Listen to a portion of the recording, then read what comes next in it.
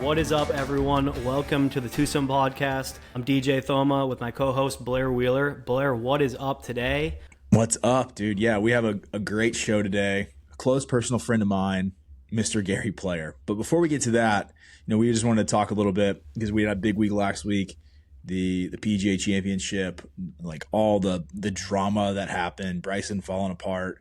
Couple club tosses. Couple big time club tosses. Wyndham Clark broke a sign. Almost hit one of my friends that was there Really? with us. Yeah. So one of the kids that goes to school with, or they're a set of twins that go to school with my kids, their parents were there at the PGA Championship, and he was like, "Dude, I was inches away from being hit by Wyndham Clark." No way. And I was like, you kind of should have been. It's Yeah. He issued quite the apology after too. I was you have to, I guess, but like, could you imagine that actually hit someone? Dude, you have to. I saw that the spectator, or not the spectator, I'm having a blank on the word, but like the volunteer, there it is. That was an easy word to blank on. But the volunteer was like, I was scared for my life. And I was like, buddy, you should have been. That was a hard throw. Oh yeah. That's a good old grip and rip right there. Yeah, absolutely. So you were there. You were there all weekend, most of the weekend. Yeah. What was I your was there favorite? Wednesday to Saturday. I left on Sunday morning. It's a good chunk of time. What is your favorite takeaway from let's say like the course itself, and how does maybe the fan interaction differ from, let's say, players or waste management? I'm only asking because I've never been. So maybe a little background on that. Yeah, Quail Hollow is a great golf course. I've never played it. It looks amazing. I was the digital host or social media host or whatever last year for the Wells Fargo Championship. That's now the Truist. That's coming back this year to Charlotte. So great golf course. It sets up well for a major. It's a good test of golf. I mean, it sets up supposedly really well for Rory, even though he shot like 3 over. I thought he was going to win because he won there last year. It sets up a lot like Augusta, with just perfect for him, like big draws off the tee. Bombers golf course, obviously, and it was really wet. So I think the driver situation where he had to switch out really hurt him. Mm-hmm. So who plays really well there is Adam Scott, just randomly. That's like his favorite course on tour. So, I mean, fan experience, it's hard to see a lot of the tee shots. You don't have the viewing platforms you do at Augusta. Like, Augusta's set up for the fan. Like, no matter where you are, you're going to have a good view of the golf course. Yeah. And, Quail Hollow, for as beautiful as it is and how great of a golf course it is, it just doesn't have that in a lot of places. So you're kind of left, like, wanting to see more golf. Like, and it's a big property. Like, and I don't think people understand that when they watch it on TV.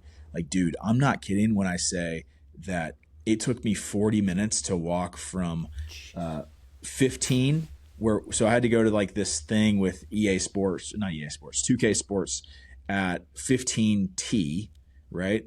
And then I had to walk all the way over to Elijah Craig on the other side, who I was like working there with this week. And dude, it took me 45 minutes to walk to the opposite side of the golf course on a day that it wasn't too crowded, like a Thursday. Like, we were booking it to the other side. It's a massive property at Quail Hollow. I cannot stress how big it is. Was it busy? Like, were the fans buzzing?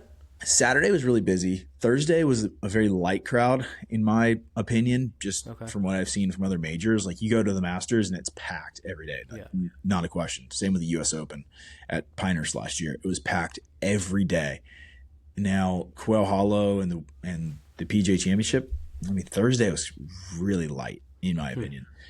I don't know if that's the fans at Charlotte. They're used to having a tournament there. They're used to having a tournament at Quail Hollow, and they kind of the average fan, the girls that go and the dudes that live in Charlotte that are mid-level bankers, like the other podcast said, they're not treating it like a major. They're treating it like the Wells Fargo, which is a mid-level PGA Tour event. I mean, it's a signature event, but mid-level, I guess. Which is unfortunate, right? Like, as a major, like you want to have those fans buzz and that huge interaction. So it's interesting you say that. Yeah, so I don't know what the problem was, but Thursday was pretty light. Friday was busy.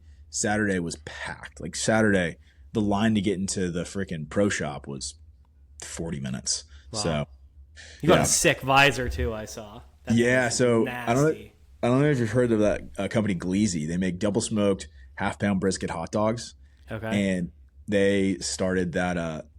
They started that company, and they made those visors with Sugarloaf, and dude, it was sick. That thing's So, sweet. yeah, I'm excited to rock that thing. Might be coming So to a member guest near you. So, Exactly, right?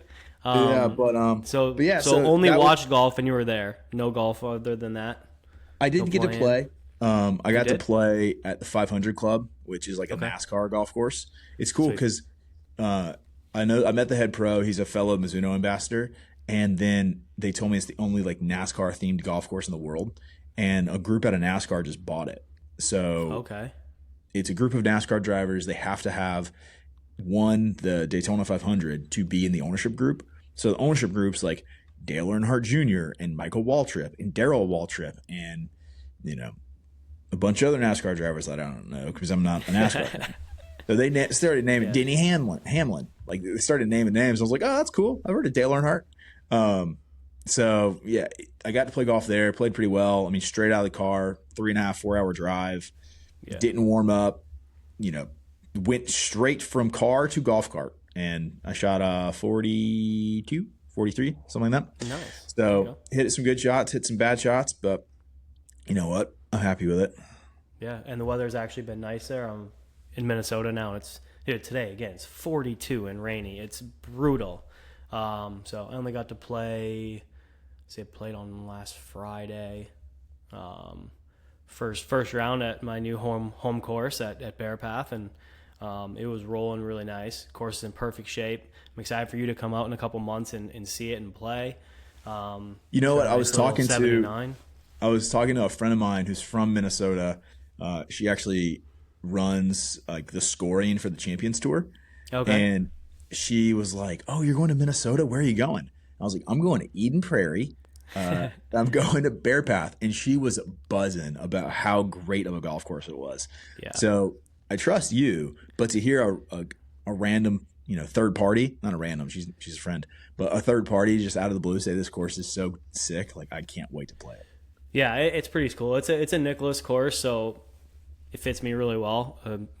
King of the cuts right here, so Yeah. my ball falls perfectly there. And they did some course rhinos 2-3 years ago, kind of like open it up so you kind of see through the course a little bit more. But I mean, the tips there can play up to 7,200 yards. Your classic, championship tees. I think I play like 6,900. Member tees are 66. So it's like you can get back there. It's cool. It's like in this neighborhood. It's like a neighborhood golf course, but doesn't really feel it. And they're $1 million mansions in there. Yeah. So it's really cool. It's the only gated private course in the state that has like residences on it. So That's cool. It's pretty cool. Sweet little like bar underneath. It's called the Nick. Little hideout after you get done playing. Sweet. We'll be hitting that. Yeah, we'll be finding our way through there for sure. But Perfect. So got out once, not as much as I'd like, but Hey, how far are you guys above sea level? Do you know? Is that a Google? I have question? no idea. Yeah. Let's find out. Eden Prairie, Minnesota. It's got to be like, I'm going to take a wild guess. I have no idea if it's right. 900-ish. 886. Oh, that was pretty close. You were, 12 feet off? Yeah. I mean, we're flatlanders here, right? It's like, Yeah. there's some rolling hills, but like it's not the southern part of the state's kind of like bluffy. But here it's pretty like flat, some rolling hills. It's about it. Literally Eden Prairie, right? It's used to be a prairie. Makes right sense. off the river. So Yeah, I didn't know. sweet. I have a friend that's in St. George, Utah right now. It's like 3,000 feet above sea level. And I was like, I wonder if the ball's going to fly further. Nah. Probably I not. mean, from the ocean, maybe a hair, but like not anything like noticeable. Yeah. So, But that's where mountain golf is so sick. You just hit the ball. Yeah. And that thing's going a mile. yeah, well, I'm excited to play. And, shifting gears a little bit, let's talk about somebody who I've played quite a few rounds of golf with. He's our guest today, Mr. Gary Player. We're going to get to his interview here in a few minutes. But, Yeah, this was your first time meeting Mr. Player, right? Yeah, and what a guy. I mean, I can't say enough good things about him. It's cool to have a legend like himself willing and wanting to come on a podcast like this to not only tell stories about really like showcase how family made such a big impact on his life while playing the game of golf, and like obviously talks a little bit about Jack. He talks a little about all those other big guys back in his time too. And for someone of his age, and he's sharp as a tack, dude. It's so cool. My first time meeting him, so thank you for the intro, Blair. And I know you've actually got to play with him a few times, which Yeah. I mean, that'd be amazing to ever get to that point for me. But We'll work on that. You know, he has a book coming out in the next few months or like the next year, I think.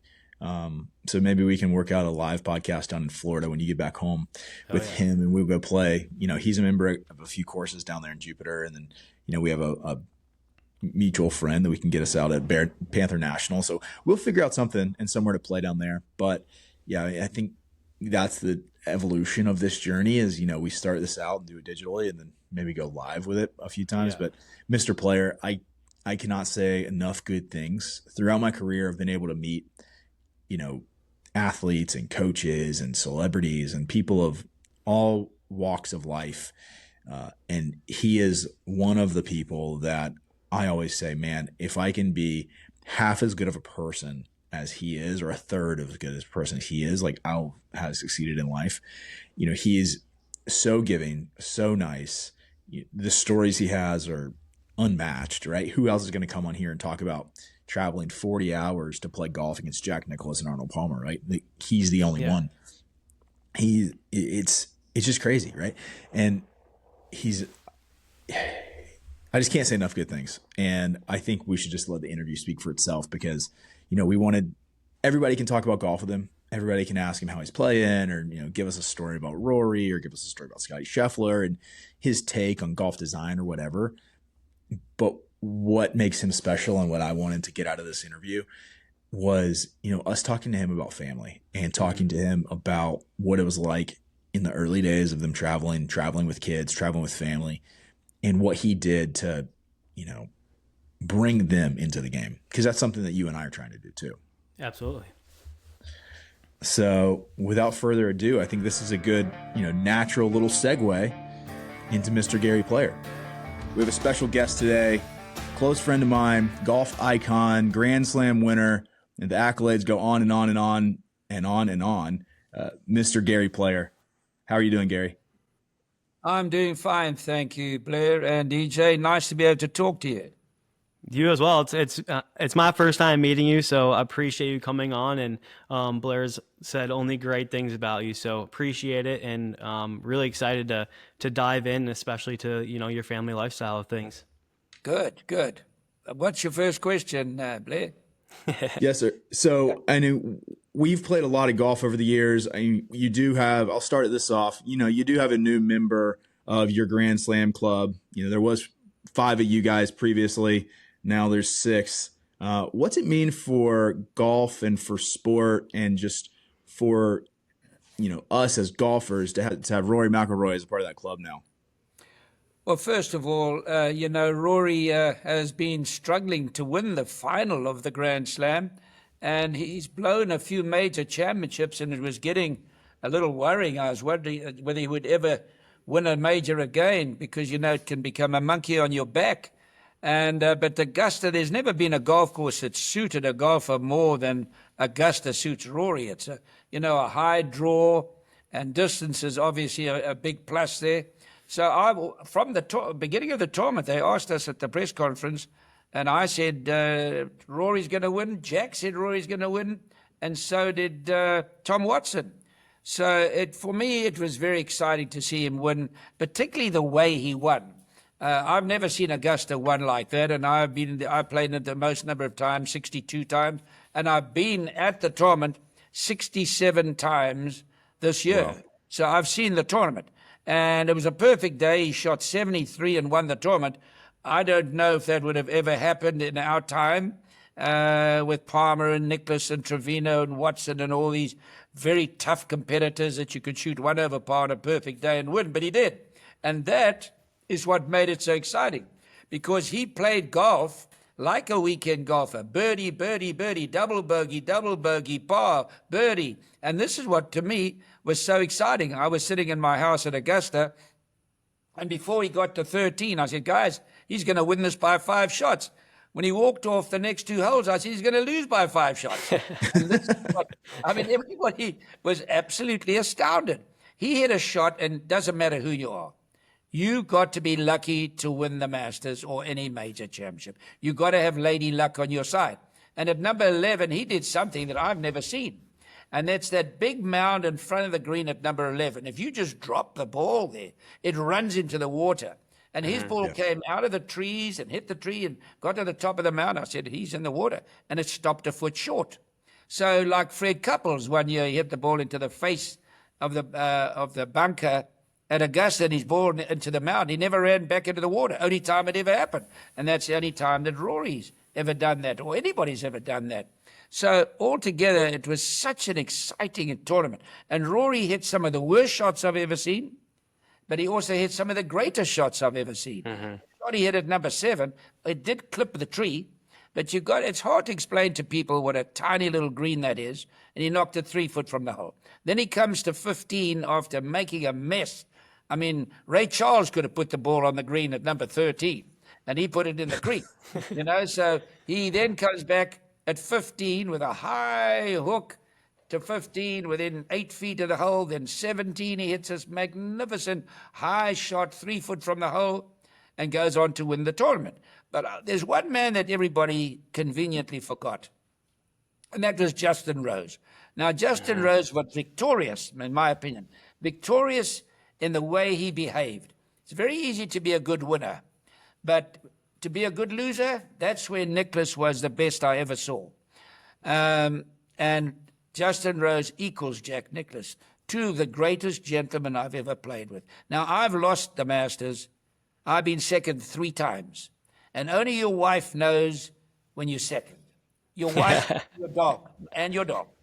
And the thing is, so I know what it's like. And here he comes along, and Justin lost the tournament on 2 sudden death playoffs. And the way he behaved when he lost was admirable. And I take my hat off to him. Very exciting Masters, wonderful tournament. No, I was going to say, I agree. And, I told you one time when we were playing at Championship Retreat, Mr. Player, that I was not a Rory fan, never have been. But I think it's great for golf that he won. And, it was an exciting Masters finish. I was pulling for Justin Rose and Bryson before he fell apart. But, I was glad to see him win. I think it's great for the sport and, great for just golf in general that he is a member of the Grand Slam Club. I think that's absolutely right, Blair, because, in history, only been 5 guys who ever did it. And, it's very, very difficult to do, obviously. And for tourism in his country, to get young people started playing golf, it's wonderful for golf. And, for me, I think one of the most important things, which we'll get into in a minute with family, is to honor your mother and your father. It's one of the ingredients in the Bible that is so important. And a lot of children don't honor their mother and their fathers anymore because of the lifestyle that we get spoiled with. And the way that Rory, he really wanted to win so badly, and he went on his knees and he was crying. And, I think I'm as fierce a competitor in golf that ever lived, but I'm also a big crybaby. And so Winston Churchill, I think the greatest leader ever, cried. And so there's no disgrace. It's tears of love, basically, and appreciation. And if you live in the United States of America, the greatest country that ever existed, you better have gratitude in your heart. I listened to a lady in Dallas, I won't mention her name, on the TV the other night, telling me and telling the viewers that America is not a great country. It's never been a great country. I'd like to send her to Iran for 1 week. 1 week, and then let her come back and say that. She should be ashamed of herself to say that. You can say we got difficulties, we got things that are not right in our opinion, but don't tell me America's not a great country, because there's nothing in the world, and I've traveled more miles than anybody that's ever lived, and I can tell you, she is talking pure hogwash. So, Well, all in I agree with you completely there, Mr. Player.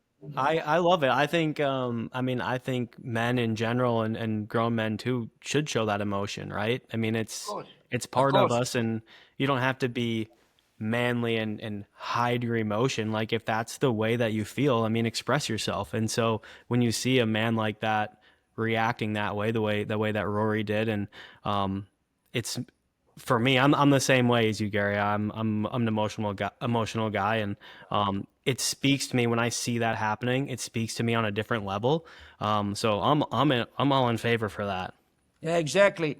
I would like to say, to Rory, though, one thing he's got to do when he plays in a tournament and he doesn't play well, he's got to go to the to the press afterwards, Yeah. and to the prize giving. This is something that we had to do when we played the tour. Because that was 4 days that he skipped it, right? Yeah. I don't know how many days, but I just read about it, and I was sad to read that he didn't go to the press after playing, and he did that when he lost to DeChambeau. That's twice now, evidently. And my advice to him is, man, when you play, when something happens, and golf is a game that tortures you all your life, but you've got to go to the prize giving, particularly if you finish second, and you've got to go to the press every day, because without the press, I never turned down an interview or going to the press, man. You're able to market your stuff. You're able to market yourself. You're able to market the game of golf. You're able to speak to young people. You're able to speak to people in hospitals. You're able to do all kinds of things. But anyway, I don't mean that in a critical way, because I'm a big Rory fan. I started weight training in golf, and I was called an idiot and a nut and all. I was crucified. And so, and then comes along Tiger, and thank goodness, and that's why I would admire Tiger so much, because he started exercising with weights. And then Rory comes along, and he did the weights, and I told him that, because you'll never have an idea what I went through having to do weights as a young person, and telling me I'd never last, I would never win tournaments past the age of 35, and here I'm 90, and yesterday I shot 70. I beat my age basically for 20 shots. So That's amazing. If I never did the weights, I mean, I'm still pushing 300 pounds with my legs, running the treadmill at max, and doing sit-ups and all these kind of things. If I never did it, I wouldn't be playing like I do now. I've beaten my age, guys, 3,349 times in a row. But Trevino says, what's so damn good about that? He says, man, you got to shoot 18 over par to beat your age. And he's right. Well, yeah, I was talking to Dustin Johnson one time, and he is a man of few words, but he said something very, very meaningful, which is probably the only thing he's ever said meaningful. He said, I asked him something about his score. He said, Blair, I don't paint pictures. I just write numbers. Ain't no pictures on a scorecard. And I was like, there you go, DJ. I agree. So it doesn't matter what your score is. You don't have to say it. You don't have to say these just shot, an 86. I broke my age. That's all you need to know. That's right. That's right. I told you one time, my grandfather was who got me into the game of golf, and he broke his age. He shot a 69 on his 70th birthday. Fantastic. And he did it one time.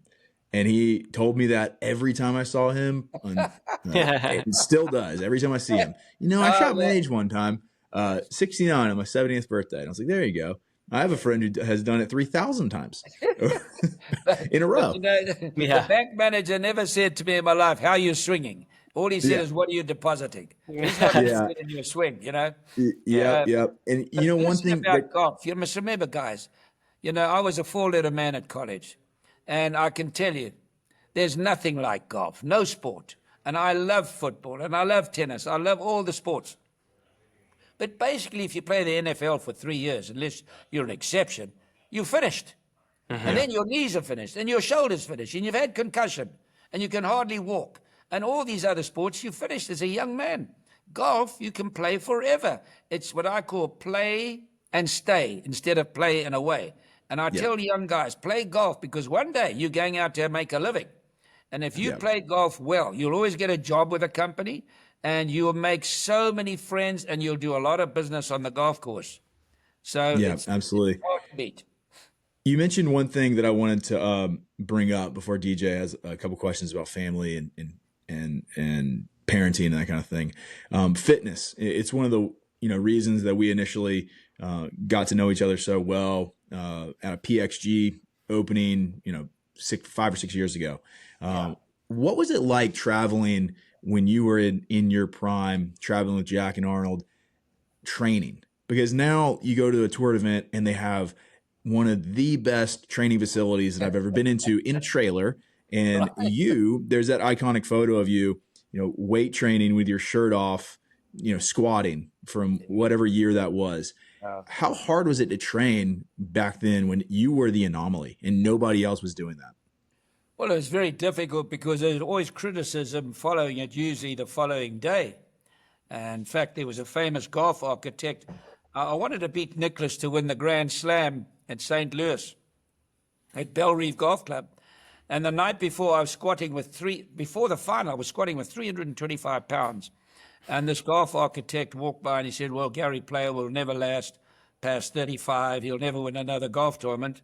And, I sent him an SMS. He's in heaven now. I sent him an SMS last week saying, listen, I'm getting close to joining you up there, but make sure you got a Gary Player designed golf course, which he didn't like. And I said, make sure there's a gymnasium there because this is the thing of the future. And now Blair, it's quite interesting. There are a lot of ifs in life. If Ben Hogan never had to go to war in his prime and then have a car accident, he would have been the greatest player that ever lived. If Tiger Woods had chosen the right after he won the US Open by 15 shots, inconceivable, Tiger Woods would have won 25 majors. There are a lot of ifs in everybody's career. If Nicklaus had, dedicated himself as much as Tiger did, Nicklaus would have won more. Everybody's got an if. Mm-hmm. But if I'd lived in America, I definitely would have won another 3 majors because people have no idea. I was traveling with my family from South Africa, 40 hours, no jets, kids sleeping on the floor, no music, and that's how we had to travel week to week with 6 kids and 5 kids. I mean, it was so tough, and being away from home, then I'd leave them for 2 months by myself, and, it was tough. So these guys, they play Jack and Arnold, they get on the plane, they're home that same night. They spend Sunday night and Monday night and Tuesday night, then they're off to the tournament. Makes a massive difference if you've got love in your life, to your whole system and your soul. So, but they're all ifs and ands for everybody. But, one of the greatest gifts bestowed upon me in my life was big adversity as a young person, big adversity.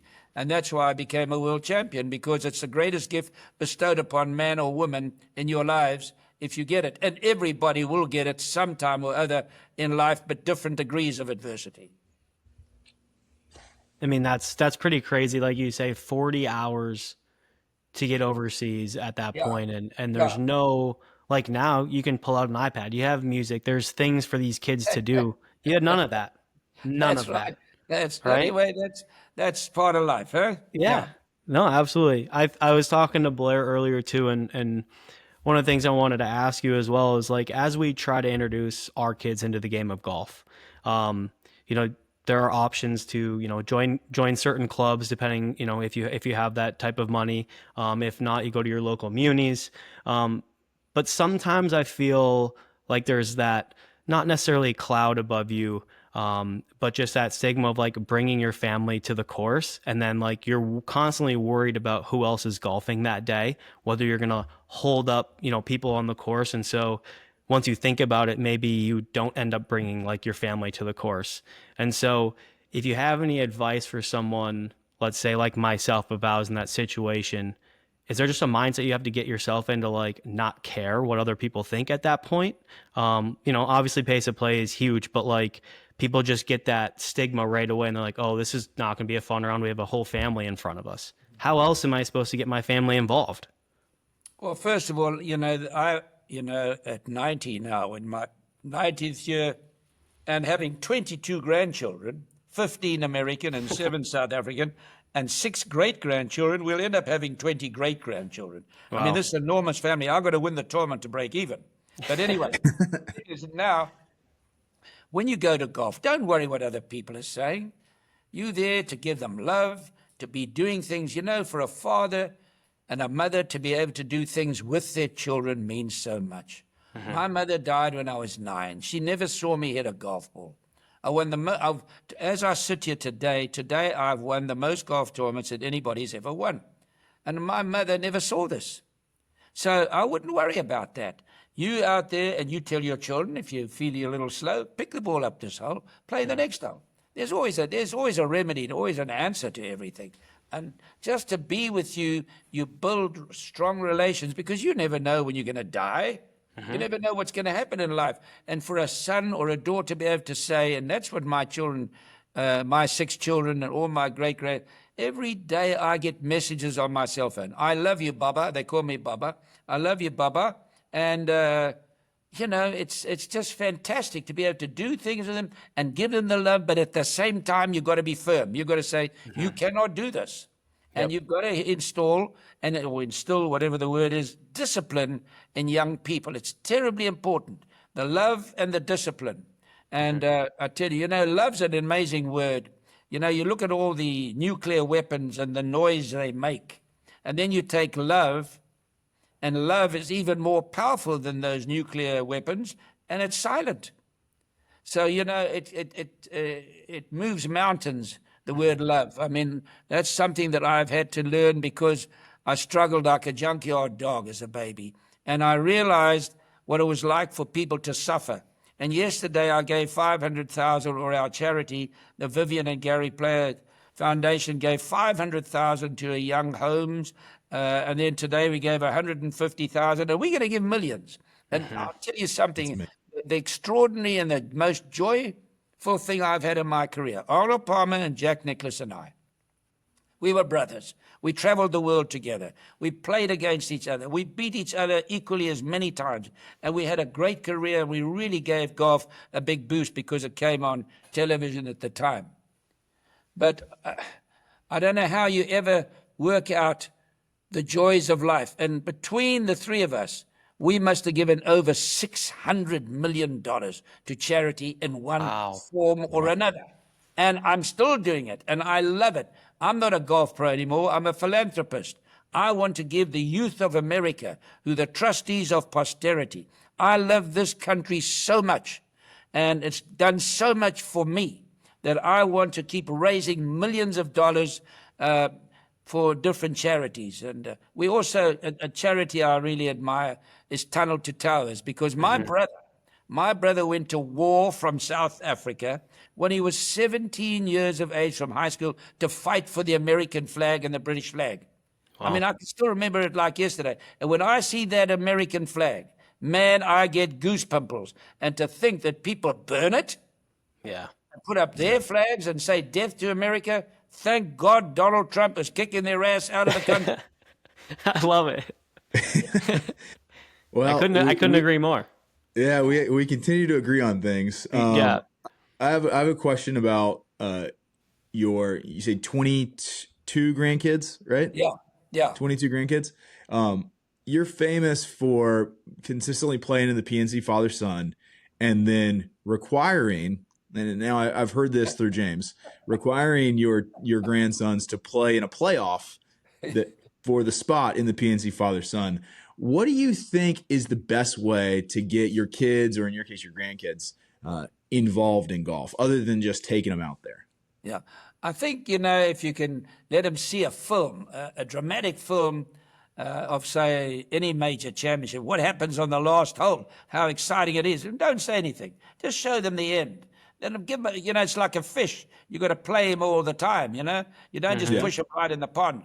And then take them out to the range and just hit a few balls, not many, just a few balls, and come back and gradually get them interested. Because once they start, golf is a disease. You got them hooked forever. Yeah, and it's the greatest thing, because you have to be on time. Golf to the day you die teaches you things.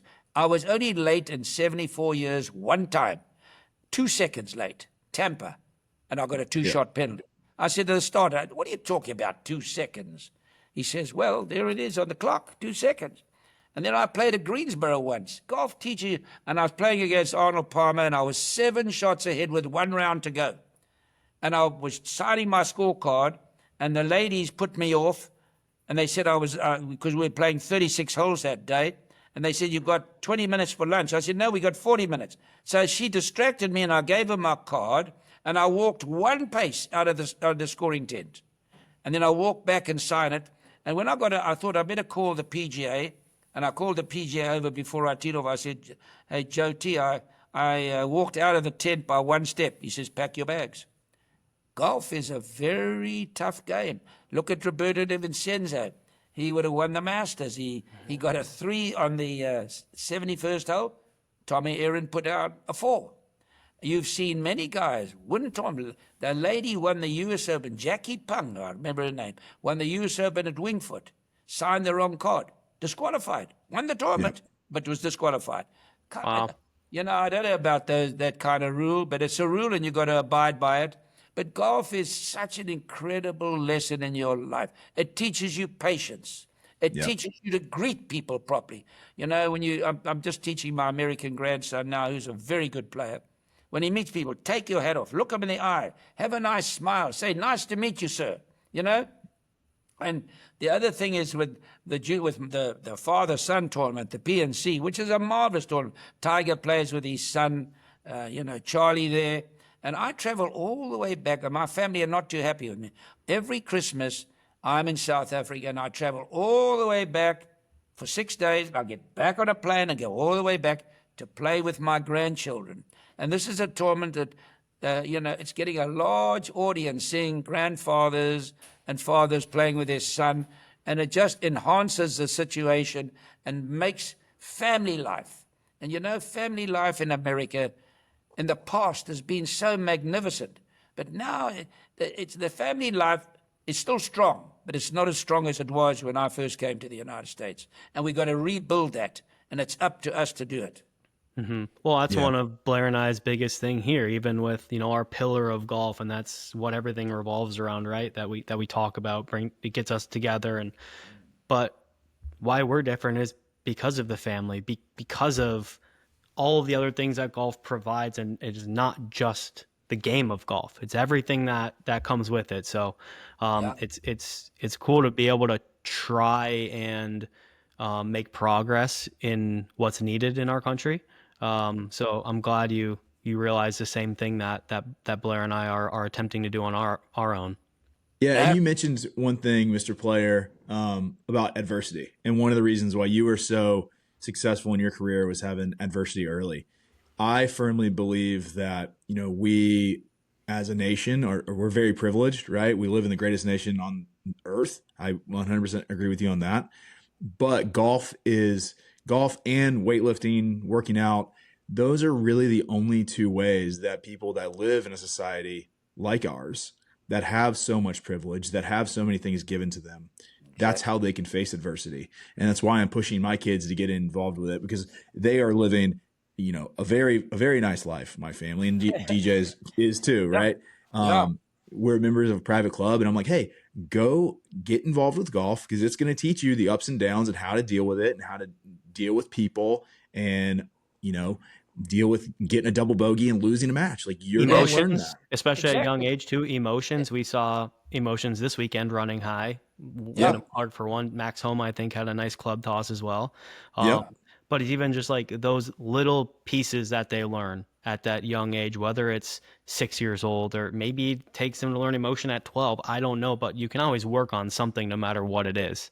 Yeah, and manners, you got to keep telling that. That manners maketh a man. Yep. You've got to have good manners in life. It's absolutely an essential ingredient. And I look at, which is very disappointing for me, which I never ever saw. I'm a great believer in the word freedom, because freedom is on the wane in the world big time now, big time.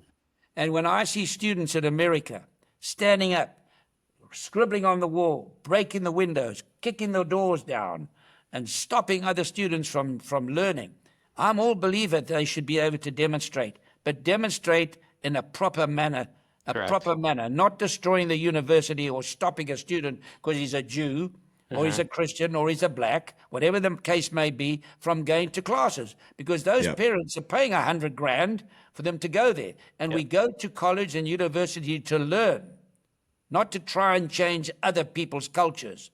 And we've got to have respect for that. And manners are an absolute necessity. And that's why I love Donald Trump, because he's trying to instill that again in the universities. And that's very, very important. Because I tell you, when the world see that, they don't like that. The world laugh at America when they see that. And I don't like that. Yep, I agree. That's one of the things I'm hammering into my kids now. You know, my kids are a little older than DJ's daughter. I have 5-year-olds and then a 1-year-old. So we're not there with a 1-year-old yet. But the 5-year-olds, everything's yes, sir, no, sir, yes, ma'am, no, ma'am. Shake. When we're working on, you know, when you meet somebody, shake their hand, look them in the eye, even that little.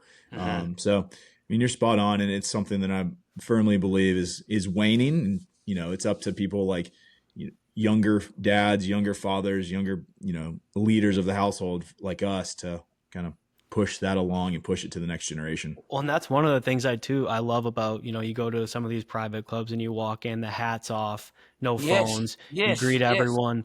It doesn't matter who you are. You walk in and everyone has the same level of respect.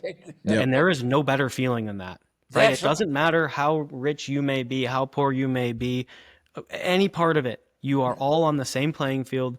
You are all equals, and the respect level is there. It's one of the coolest, you know, I think personally that I get when that happens. You know, every time I show up at my club or go to someone else's club, it's kind of like a feel-good rush to me. It's like I almost crave it, right? Just that respect level that's there.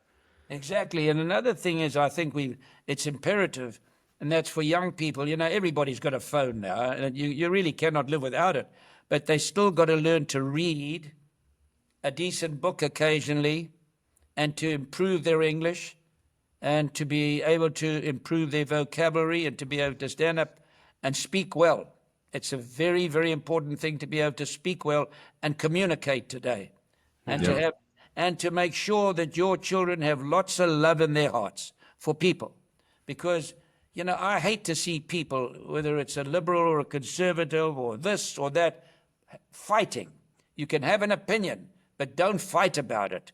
Do it in a respectful, and it's, again, I come back to manners, and it's up to parents to teach their children that. Yep, I agree.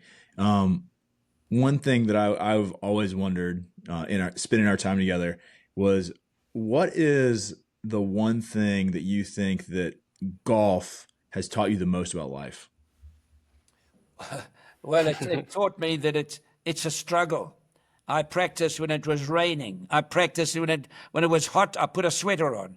When it was cold, I went without a sweater. When it was raining, I stood in the rain. In Australia one year, David Graham, who was just telling the story the other day down in Houston, when I was in Australia, it was pouring with rain and I was practicing. And the pros in the clubhouse said, "Who's that idiot practicing in the rain down there?" And he said, "Well, that's Gary Player." Well, who won the tournament? Gary Player. So he said the next week it was ready, he put his waterproofs on and he went down to practice. So, you know, I think it teaches you to win, and it teaches you to lose properly. It teaches you to be on time. It teaches you to have courtesy. When a man, you don't have to be a chatty Cathy when you're playing golf, but a man hits a good shot, nice shot, you know, well done. When he beats you, look him in the eyes, well done. Because when you win, you want them to do that to you. So do unto others as you'd like done unto yourself. And I think it's important it teaches you so many things. You go to the club, you go and introduce yourself to the secretary or the professional there. It's his club. And so it comes back to manners, and it's education. Education is the light. And, you know, America, the greatest country in the world, I read the other day, you're rated 31st in the world in education, and you spend more money than the entire world on education. Now, whether that's true or not, I don't know. But if that's the case, you've got to improve your education. It's very, very important to have a well-educated society, because the well-educated society always comes out on top in the end. And America has been such a well-educated society. Yeah, I mean, absolutely. And Blair kind of touched on this a little bit earlier as well. And, I want to touch on here again too. But if you had like one major lesson, from the game that you applied to your personal life over and over again, what would it be? Well, I think the word respect. I Okay. think respect is terribly important. You know, to have respect for people, whether they're poor, whether they're rich, whether they're blind, whether they got one arm, to just have respect in general. You know, when I've played with some of these vets that come back, and if it wasn't for these vets, you guys wouldn't be sitting there and I wouldn't be sitting here. Yeah, And they It's come true. back and I meet them and they got one arm and no legs and no eyes, and they're cheerful and they're proud to have represented America. You know, it just is so invigorating for me to see. And I think you've got to teach people not to feel sorry for themselves. You know, when you live in a society like America, you live in a very soft society. The kid wants new shoes, he gets them. He wants golf clubs. He wants, air conditioning. He wants sheets on his bed. We've got to remember, most people in the world don't have those things. No. And to have gratitude and to make them never feel sorry for them. You know, with my 20 grandchildren, they want to come to me and tell me they've got a problem. I say, wait a minute, you got a problem? God, sit down a minute. I'm going to give you a first-class air ticket. I want you to go to Russia tomorrow. I want you to go to China tomorrow and spend a week there and see what it's like. Or you want to go to and see the war that's taking place between Russia and their neighbor. You want to go, that's a problem. Don't tell me you've got a problem. There's no problem. You don't even know what a problem is. And to realize that life is full of problems. And it's a continuous fight from the day you're born until the day you die. And the one thing that golf taught me, never, ever give up. You cannot give up. And if you look at Winston Churchill, imagine the whole of Chicago is flattened by bombs. Just imagine that. Or New York. And Churchill stood there and he inspired a nation to make them feel like they were winning the war. And they were not winning the war. And if it wasn't for Hawaii, here's my greatest example of adversity. What happened in Pearl Harbor was a tragedy. You know, when you see that, it's hard to understand. But if it never happened, if Pearl Harbor never happened, Germany would have won the war. There's no question. They'd beaten France, Czechoslovakia. They were moving. They were such a powerful nation. And so through adversity, eventually, America came in the war, and they were adamant they were not coming. Roosevelt, we said we're not coming into the war. Yeah. And when it happened to Hawaii, they came in, and again, you see, this is the thing that upsets me. America has done so much for the world. Now, I was at the school today, and I see these poor kids struggling. Well, here's a stat: 1 in every 7 children in America live below the poverty line. But previous administrations are giving countries hundreds of billions of dollars now, and they don't like you. That's something I'll never understand. Instead of putting that into the youth, putting it into America, make America great again. You know, to stay the leading country in the world, you've got to work at it. To stay Absolutely. you've got to stay at it. If you go back in history, you look at the Ottomans, you look at William the Great, William the Conqueror, Napoleon, Caesar, Britain, all leading countries. They all succumbed, and they were no more the leading countries in the world. For America to there now, you've got big competition from China mainly. So America, we've got to make sure the youth are brought up properly to stay number one. Nothing is automatic that you're a champion in this world. You don't, I work on 11 things every day to try and reach 100. It's not just luck. Luck is the residue of design. You've got to work at everything. And so this is what's got to be taught in the schools. Keep America number one. Yep. I love it. I agree 100%. I mean, we agree. Yeah, and that's why we want to have this podcast. That's why DJ and I, we kicked around this idea for a few months, and why it's so important to us. We want to give, young dads, fathers, a place they can come to listen to us or listen to somebody like you learn something and take something away from it. So I hope that's what they got out of this. I know I learned a ton. I think Same. DJ would say the same. Yes. But I want to be respectful of your time, and thank you so much for coming on to Twosome, have this conversation with us. I appreciate it, Mr. Player, and can't wait to get out and play golf with you again soon. Just Yeah, one it was thing a I want to pleasure. say before we go, guys. I'm a little concerned about golf at the moment because, we've never had a big man play golf yet. Wait till we get LeBron James or a Michael Jordan or one of these guys. And that's what the tour will be one day, because golf is the only sport you can play forever, and you make, in the end, more money than you make in other sports in the long run, generally speaking. So we got to be very careful now, because the ball is going so far, the fairways are so short, and the clubs are so far advanced that we're going to have people come out here and hit the ball 450 yards. So that means they'll play at the Masters and drive on the first green easily. It's coming. Yeah. But our leaders don't want to quite recognize that, and I admire our leaders. But they've got to cut the ball back 60 yards for professional golf, not amateur golf. Leave the amateurs as they are, because the amateurs are the heart of the game, not us. But I don't know what's going to happen. Golf's not the same game anymore. There's not a single par 5 in golf in the world. Not a par 5. When we played golf, there were many par 5s. The ball didn't go that far. The clubs didn't allow it. The fairways were long. So we've got to do something to counteract this. Otherwise, it's not going to be the same game. In fact, they're driving many of the par 4s as well now. Yeah, I saw that this week at the PGA Championship. On, I think it's the 14th hole. Everybody drove the par 4. So it's crazy, but we definitely agree on that too. But like I said, Mr. Player, I want to be respectful of your time. I know you're a busy man with a lot of different things going on in golf course design, your foundation, your grandchildren, your children. So again, thank you for the time. For all those listening, make sure you like, follow, leave a comment, and subscribe on Spotify. And Mr. Player, can't wait to get out and play golf with you again soon. Thank you for the good you guys are doing for the country and for the sports. All sports. Take care.